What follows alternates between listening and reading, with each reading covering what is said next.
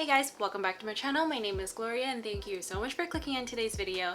Today I wanted to go through some plants that are honestly grown too big for my collection. I don't really know what I'm gonna do, but first I wanted to show you guys. So I hope you guys enjoyed today's video. If you haven't done so already, make sure you subscribe to my channel so you don't miss out on any of my future videos. And yeah, let's just jump right into today's video.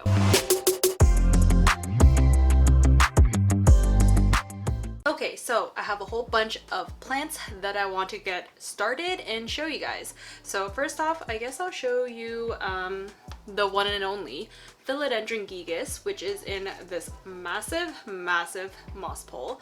So as you can see, it has once again reached the top of the moss pole, and I've literally just extended it. I think maybe in the past few months, 2 months, I don't know, but it has exploded this summer and just gone crazy with growth.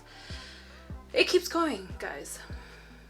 Yes, and that is the very bottom of the plant, and it goes all the way up there, so way too big. And I think at this point it definitely just needs a haircut. I really just can't have it growing past this moss pole and I don't know, flopping over. It looks really nice right now, so I don't want to cut it too short, but I do want to just control the growth on this because it's just way too crazy. It's literally as tall as my entire torso. Yeah, it's a beautiful plant, and it grows such large leaves. Look at how big that has gotten, and some of the older leaves are still looking really good. So yeah, just a very stunning plant. There's a bunch of dust and fluff all over this plant. So yeah, that one is plant number 1. Yeah, gently put this down, otherwise it's gonna literally topple over. It is very unstable. But that's my own fault because I made the moss pole so stinking tall.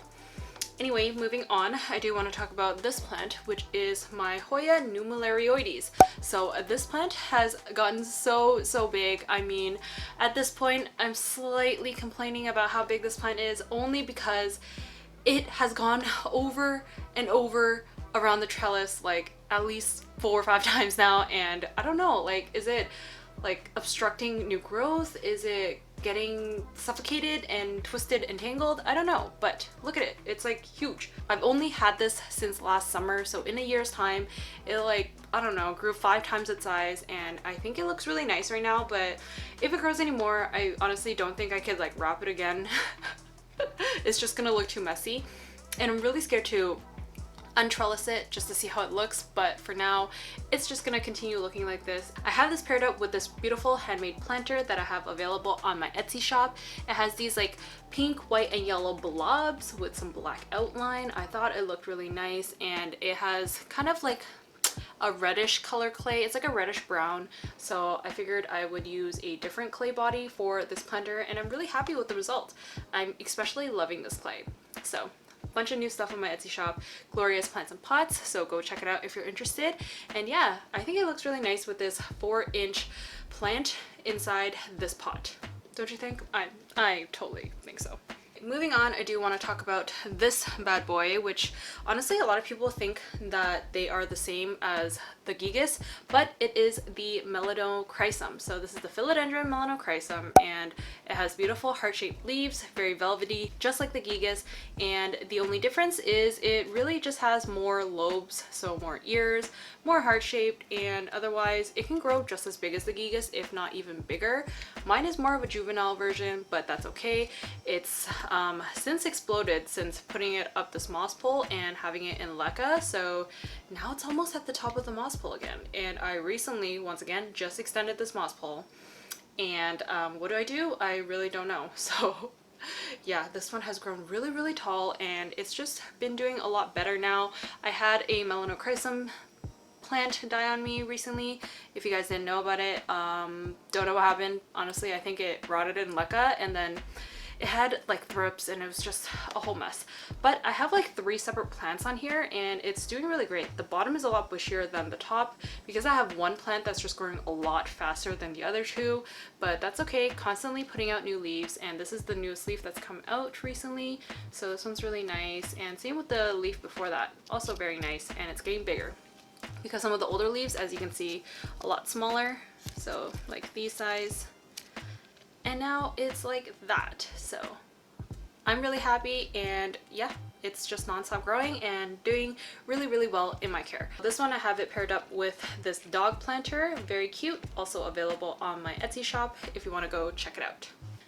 Next up is another Hoya that I want to talk about, which is the Hoya Thomsonii. So this one is the Thomsonii pink, which just means that the flowers that comes out, if it were to ever bloom, will be the color pink, but it hasn't bloomed for me yet, and don't know if it ever will. But as you can see, when I find that my Hoyas get too tangled up on the trellis, like it keeps going round and round and round, that's when I start thinking, oh my god, it's growing too fast, what do I do? It's just gonna become too crazy looking, and this is honestly how the Thomsonii is starting to look. So I usually like to have my Thomsonii kind of trailing, but in this case I really couldn't, because it was like growing all over the place and it was touching all the other plants that were beside it, and the vines were attaching onto other plants and just being crazy. So this has since been trellised, and I really don't like the look of this trellised up, so I really need to find a solution for this. But in the meantime, this is how it's looking like and how I don't know what else to do for now. So yeah, this is the Thomsonii. Next up, I do want to talk about this Hoya, which also has been trellised so many times, and it is the Hoya. It has a new name. What is this Hoya called? CRASSIPETIOLATA or something like that? I used to call it the Hoya Da Nang Vietnam, and I think that's a lot easier for me to remember, but it has a new name. It's been reclassified, the whole shebang. But this Hoya, as you can see, very lush, very big, almost on the verge of being too like trellised up, if you guys know what I mean. I don't know if you guys feel the same way, but yeah, like it's round and round the trellis as it goes, and that bothers me. I don't know about you guys, but I think this Hoya doesn't look as good trailing, so I would keep it on a trellis, but it's just a matter of needing a bigger trellis. It doesn't need a bigger pot, so when the trellis gets too big for the pot size, I feel like it can kind of like tip over, and I get really scared and nervous if the plant like tips over. But for now, it's just sitting in its small little like 3.5-inch pot, and it's just in a net pot inside this catch pot, which has leca and has the trellis. Look at this, it's literally falling all over the place. Calm yourself. Okay, but yeah, anyway, this is the Hoya that I want to show you, and this one's also paired up in this really cool planter that I recently designed. It has these like rainbow looking things, and they're mainly just pink and white because I felt like that was more my aesthetic as opposed to the whole like rainbow color. So yeah, this is really cute. I think it matches really well. Hoyas look really good in these like reddish clay pots. I don't know about you guys. Same with like white pots. I really like white, or this like bare clay. Oh my lord, I am sweating. So every time I film, I do try to turn off my humidifier and my AC, so that is why I'm like dying of heat, but that is for better audio. Last but not least, I do want to show you guys this plant, which has also grown to the very top of the moss pole, and once again, what do? I don't know. So this is the Syngonium Wendlandii. So as you can see, huge plant, and it was definitely not like this when I got this last summer. So in a year's time, it has grown huge. I've propagated it a few times. It's grown so many babies, and it's just looking really nice. So this is the front side. This is the back side. It kind of has like vines going all over the place, and it's starting to get a little too messy looking for my taste. As you can see, like this piece honestly isn't even like attached to the moss pole, so that's annoying. I need to kind of tie this up here and arrange the pieces, but yeah, they're just all over the place.